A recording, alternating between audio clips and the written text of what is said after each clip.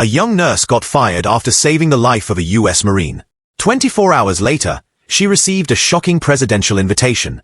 That evening, in the city hospital in New York, Annalie, a 26-year-old nurse, never imagined her routine ER shift would turn her life upside down.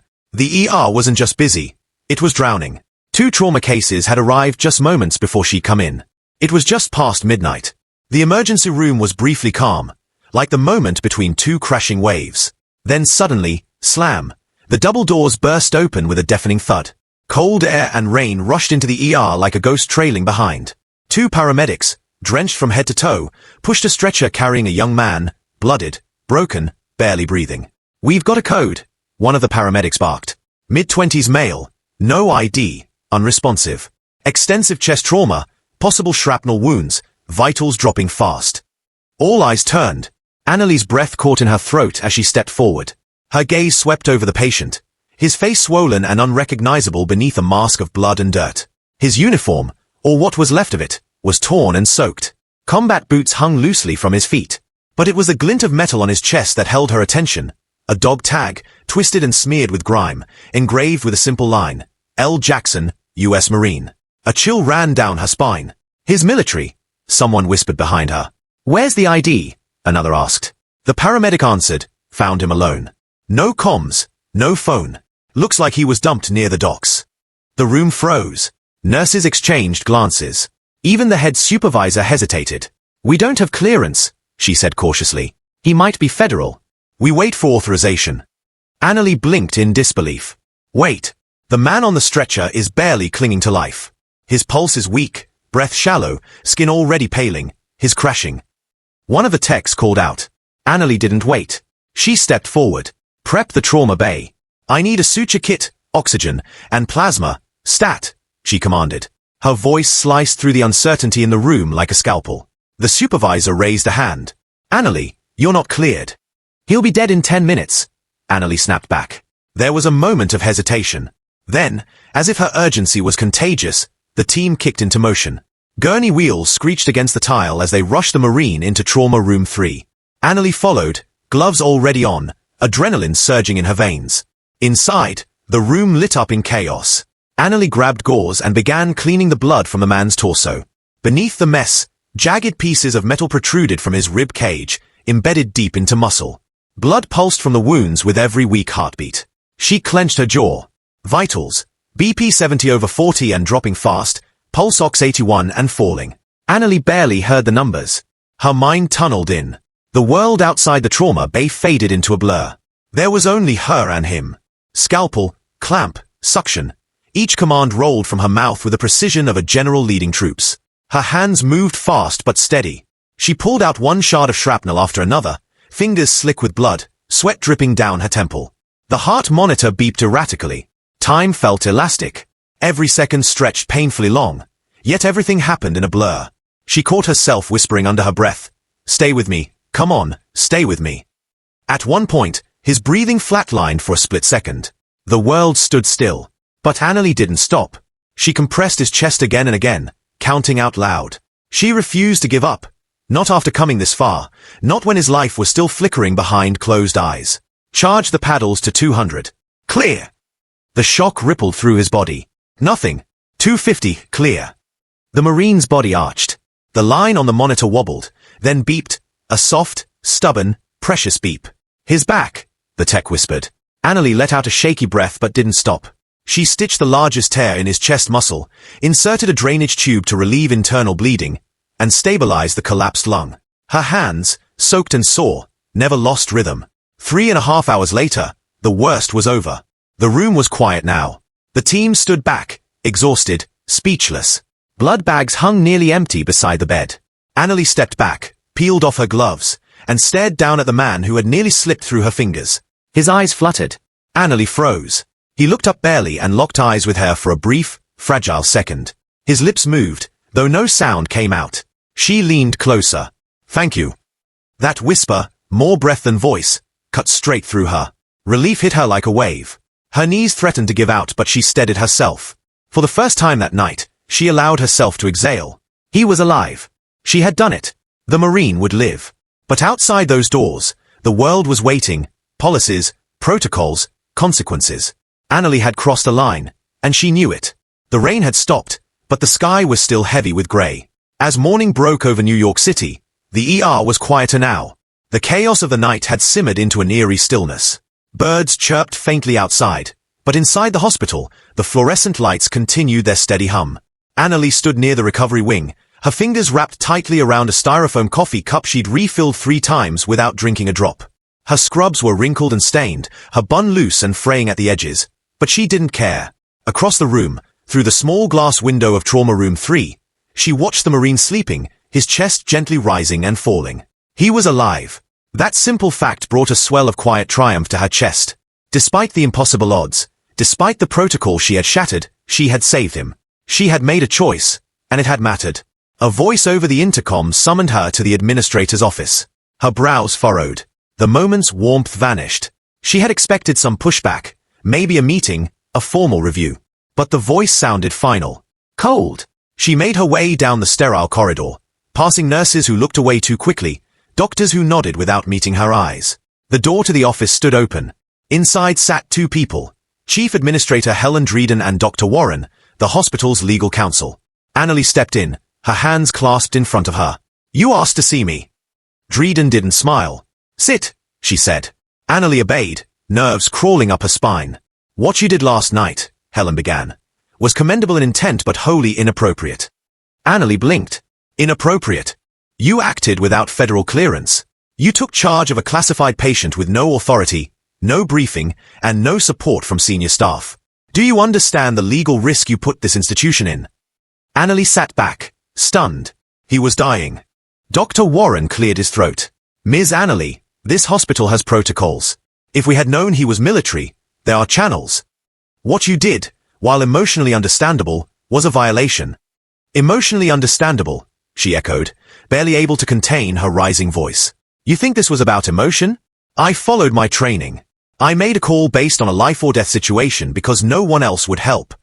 Helen glanced at the clock. You're an excellent nurse, Annalie, but rules exist for a reason. And then it came. The word she didn't expect so soon. You're being terminated, effective immediately. Time slowed. Annalie's mind went blank. All she could hear was the steady tick of the wall clock behind Helen's head. Tick, tick, tick. I save him, she said softly. I save a man's life. And we appreciate that, Dr. Warren replied without emotion. But this decision is final. The meeting ended without ceremony. No escort. No applause. No second chances. Annalie walked back to her locker in a fog. Her badge hung limp from her fingers. Her name tag, Annalie RN, mocked her silently from the plastic. She entered her locker, placing her stethoscope and a small packet of mints into her tote bag. Around her, the staff said nothing. A few looked guilty. One nurse gave her a sad smile, but no one spoke. By the time she stepped outside, the air was thick and still. No rain, no wind, just silence. She stood on the curb for a long moment, staring up at the massive building, the hospital where she had given her nights, her patience, her youth. Now, just bricks and windows. A place that discarded her the moment she acted on her conscience. All I did was save a life, she whispered, more to herself than anyone else. And with that, she turned and walked away. The soft spring breeze billowed proudly as news helicopters hovered in the distant sky. Dozens of media outlets had gathered to witness what would soon become one of the most heartwarming national stories of the year. At the center stood Annalie Reid. Wearing a modest but elegant navy blue dress, her hair neatly curled and brushing her shoulders, she folded her hands calmly before her. Yet inside, her nerves fluttered like trapped birds. Just days ago, Annalie was fired. Now, she was about to be honored. A stage was set in front of a beautiful 2-story colonial home in Arlington, just a short drive from Washington, D.C.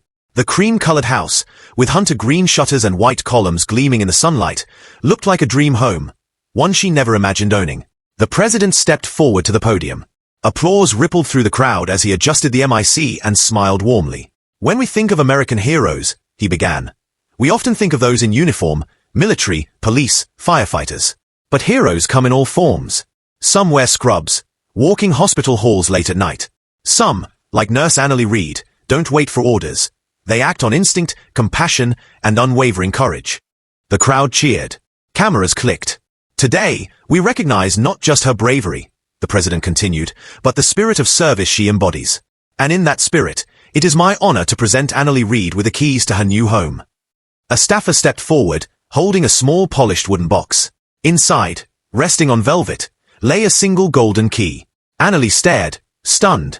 This is more than a house, Annalie, the president said softly. It's a symbol of appreciation, of trust, a new beginning. The applause swelled as Annalie stepped forward, her fingers closing around the key. Tears welled in her eyes. Reporters called out rapid questions. How does it feel to go from fired to nationally honored? What was going through your mind that night in the ER? Did you ever imagine this could happen? Annalie raised a hand gently, and the crowd quieted. She took a slow breath. I'm overwhelmed, humbled. I didn't do what I did for recognition. I did what any nurse would do. I saw a man dying, and I acted. I didn't know who he was. I just knew he needed help. That's the job. Her voice trembled, but she stood tall. I lost my job that night, but I gained something I never expected: clarity, purpose. Now, standing here, I realize that sometimes losing everything opens the door to what you were truly meant for. Thunderous applause followed. The media loved her sincerity, humility, and poise. Social media exploded with hashtags, #nursehero, #Annalie Reid, #from fired to forever, and clips of her speech went viral within the hour. Just as the ceremony seemed to wind down, the president raised his hand once more for one final announcement. Because courage deserves not just reward but responsibility, he said, I am officially appointing Annalie Reid as the new head nurse of the White House Medical Clinic. Gasps rippled through the crowd. Annalie froze. I thought that was symbolic, she whispered to the First Lady beside her. No, the First Lady replied with a smile. It's very real. The president continued. We want someone brave, decisive, compassionate. Someone who leads with their heart and puts people first. Annalie Reid is all those things and more. Annalie's knees nearly buckled, from being cast aside by her hospital to standing beneath the seal of the United States. This was more than redemption, it was rebirth. Later that afternoon, after the press had cleared, Annalie walked slowly through her new home. Sunlight danced across the hardwood floors. The kitchen smelled faintly of lavender and fresh paint. Upstairs, 3 spacious bedrooms bathed in soft cream light awaited her. At the end of the hall, a small library was already lined with classic novels and medical texts. She paused at the doorway of her bedroom, tears spilling freely now, tears held back for too long. She thought of that night, the blood, the beeping machines, the fear, the silence after the storm. And then she thought of now, her fingers brushing the dog tag in her pocket. She was no longer the nurse who'd been fired. She was no longer invisible. Weeks later, the White House Medical Clinic felt nothing like the hospital she once knew, quieter, formal, steeped in protocol. But Annalie moved through its halls with growing ease. Her badge read Annalie Reid, RN, Director of Medical Services, and her uniform bore the White House insignia. Her days were filled with high-stakes tasks, overseeing emergency protocols, preparing for dignitary visits, briefing Secret Service medics, consulting on evacuation drills. She treated senators, advisors, foreign diplomats, and once even the president himself after a minor fall. Each time, she held her composure. Each time, she proved her place. But her favorite patient, the one who reminded her why she was there, visited quietly one morning. Lance Corporal Leon Jackson, the Marine whose life she had saved. He stood in her office doorway, fully recovered and in dress blues. Permission to enter? He asked with a crooked smile. Annalie blinked, stunned, then nodded. He walked in slowly, standing proud and straight as he offered a crisp salute. I never got to thank you properly, he said. You did, she replied softly. That night in the trauma bay, she wasn't sure. No, he smiled, you did. He reached into his pocket and pulled out a medal, the Navy and Marine Corps Medal for Heroism. They gave it to me, he said, but I told them I wouldn't be here to accept it if not for you. So it's yours, even if unofficially. Annalie stared at the medal, then at him. You're alive. That's all the thanks I need. He nodded, and they sat in silence. I never got to ask, he said finally, why'd you do it? Annalie thought for a long moment. Because I couldn't not. And that was the truth. It wasn't about medals or jobs or fame. It was about a choice, made in a blink, to act, to save, to serve. Now, she walked halls lined with portraits of presidents, trusted by leaders, sought after by advisors, honored by a nation. But more than anything, she was back where she belonged, helping others. The headlines still carried her name. Once anonymous among hospital staff, Annalie Reid had become a symbol of quiet heroism and moral courage in a system tangled in red tape. Not everyone celebrated her rise. Behind closed doors and in quiet corners of old hospital corridors, whispers grew, doubts, jealousy, and suspicion. But Annalie no longer cared. Let them talk. She had traded applause for purpose. Fame hadn't changed her. It had pointed her back to who she had always been. One evening, after a long shift and a quiet dinner, Annalie found herself driving with no destination. Her headlights cut through the dark as she turned down a familiar road, parked across from her old hospital. She sat watching, engine off, windows up. Maybe she needed closure. Or maybe she just missed who she used to be. Pulling on her hoodie, she slipped quietly into the ER. Just another face in the crowd. No cameras, no accolades, just Annalie, silent and unseen. Inside, the chaos hadn't changed. The intercom crackled, antiseptic stung the air, a toddler screamed, and staff moved with practiced speed. She noticed a young nurse, barely 20, struggling with a panicked father, hands shaking. Instinctively, Annalie stepped forward and whispered, "Slow down, breathe. Lift the port here." The nurse turned, startled, then nodded gratefully. Annalie slipped away quietly, heart aching but with understanding. She had been that nurse once, overwhelmed, alone, trying not to drown in duty. The next morning, Annalie met with her attorney and financial advisor. She quietly set up a scholarship fund for underprivileged nursing students, those with heart but no means.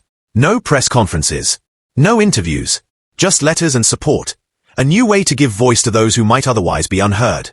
Months later, at a special ceremony on the south lawn of the White House, Annalie stood beside rows of new recruits, young healthcare professionals chosen for a prestigious mentorship program she had helped create, designed to prepare them not just with knowledge, but with real-world experience.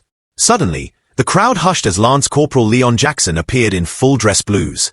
He ascended the stage, saluted Annalie personally, and said, "When I woke up that night, I didn't know where I was. Most of my unit had died. I should have been one of them. But I wasn't, because of one person. You didn't just save me, Annalie. You changed everything. You stood up when others hesitated. When the system punished you, you rose higher." The crowd erupted in applause. Annalie's heart swelled. Later, alone in her office, Annalie looked at the dog tag on her desk. "Of how far we've both come," she whispered, smiling. What started with dismissal had turned into honor. What began in loss had ended in purpose. She had come full circle. And this was only the beginning.